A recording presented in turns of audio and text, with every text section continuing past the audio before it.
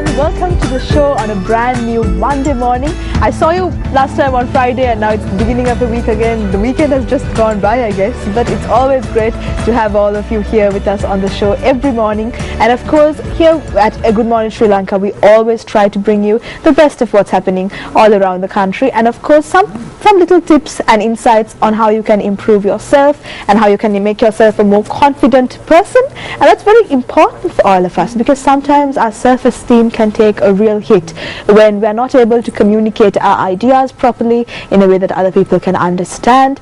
And there's also a fact that we're going to address today, and this is we're addressing everyone's number one fear according to so many surveys that have been done. And I'll give you a small hint that number one fear is not death.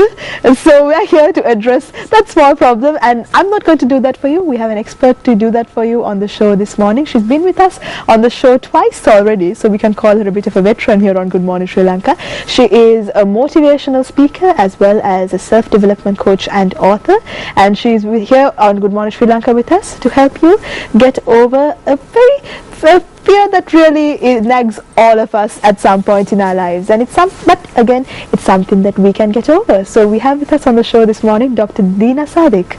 Good morning, Dr. Deena. Good morning, Amaya. It's really great to see you again. Now, I know that you had a show with Anupama as well as Jason, but this is the first time I'm meeting you. So it's lovely to meet you. How are you this morning? I am great. All right, and do you usually start out your morning all motivated?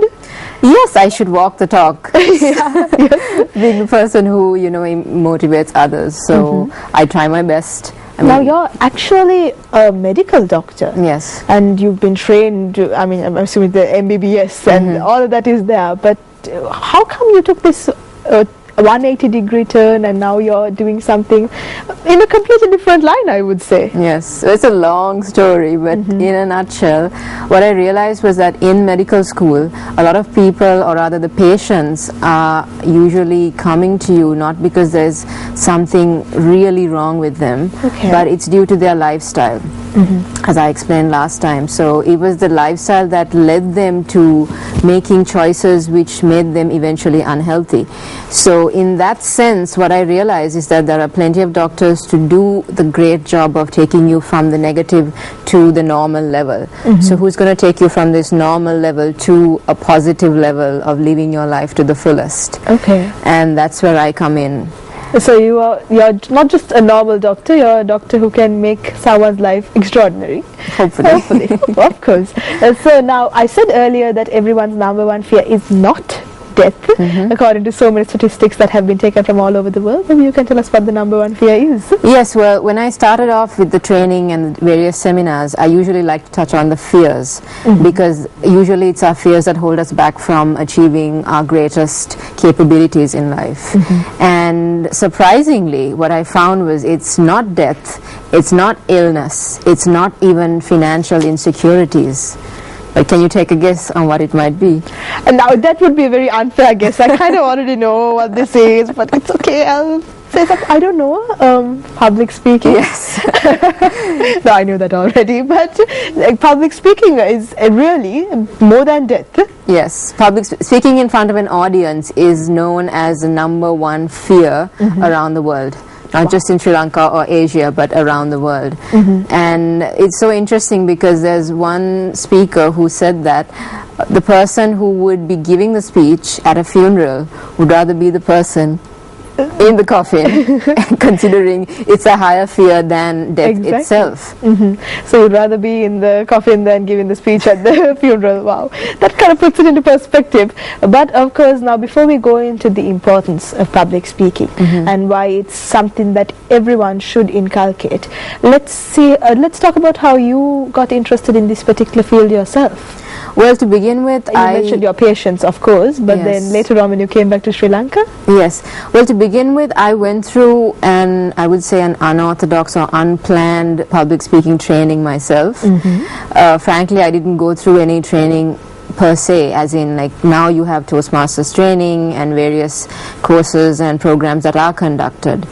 But in my case, I didn't go through any of that. But it was kind of completely unplanned because in medical school I was forced to pretty much host most of the shows we had.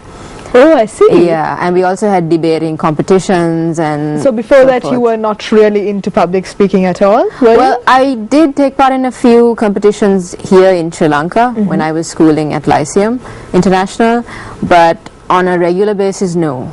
Wow. I So didn't really have any kind of training. kind of pushed into the deep end and asked to Yes. swim, wasn't it? Yes. But you learnt, and you learnt also the importance of public speaking, Absolutely. did you? Okay, and then you came back to Sri Lanka and you decided this is something you want to take up as a career?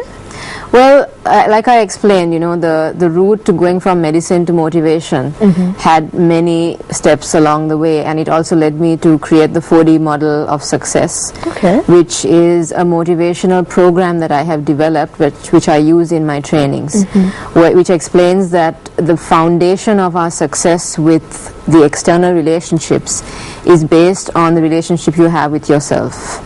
Okay. So basically the fourth dimension is the base of the triangle of a pyramid, where every other higher dimension is all the relationships you have outside of you, Okay. which can be people who are at the same level as your friends and colleagues, people who are above you like your higher authorities, your boss and your seniors, and also those below like your juniors. So all of these are based on the foundation, that the relationship you have with yourself. And do you believe So- that public speaking is something that can really tie all of this together? Yes, because it is about having the confidence at the end of the day. So when I initially created the 4D model, what happened is that I was requested to make different themes of it. And what I found was that some of the participants and some of the students attending the program said, we want to learn to speak better.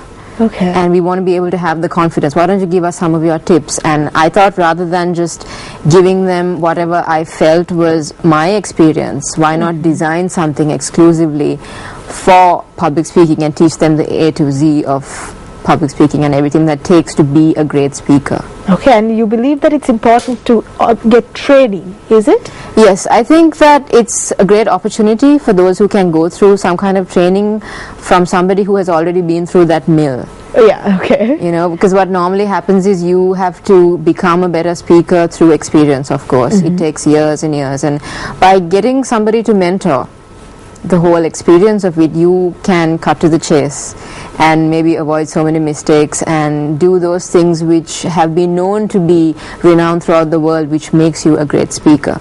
All right, so it is an XYZ formula maybe that's personalized for you to become a great public speaker. And of course, if you stick around right after the break, we might be giving you a few insights about how you can improve your day-to-day public speaking as well with Dr. Dina Sadik. So stay with us, we'll be right back after the break.